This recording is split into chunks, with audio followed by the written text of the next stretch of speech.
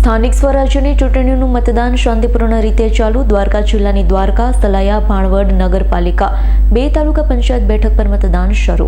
દ્વારકા જિલ્લાની દ્વારકા, સલાયા, ભાણવડ નગરપાલિકા અને 2 તાલુકા પંચાયત બેઠક પર મતદાન શરૂ.